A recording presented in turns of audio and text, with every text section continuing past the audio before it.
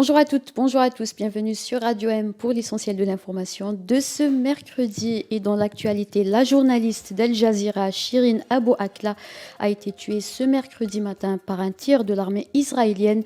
La journaliste a reçu une balle au visage pendant qu'elle couvrait des affrontements armés en Cisjordanie occupée. La chaîne qatari a dénoncé dans un communiqué un crime odieux. Elle accuse l'armée israélienne d'avoir tué la journaliste de sang-froid alors qu'elle portait un gilet de presse. Un autre journaliste a été blessé lors de ces affrontements. L'Algérie et la Russie viennent de signer un nouveau document dans le cadre des relations bilatérales entre les deux pays.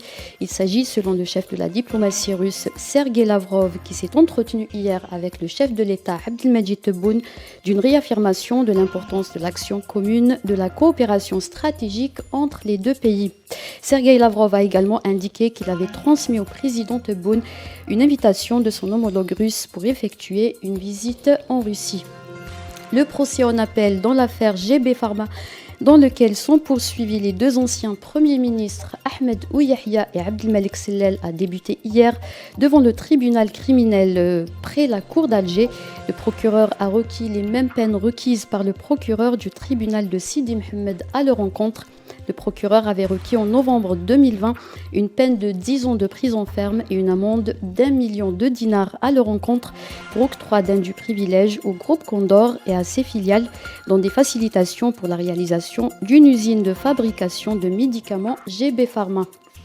Le procès en appel de l'ancien ministre de l'énergie Chakib Khalil et de l'ancien PDG du groupe Sonatrach Mohamed Mziane et leur co-accusé a été reporté au 24 mai en cours.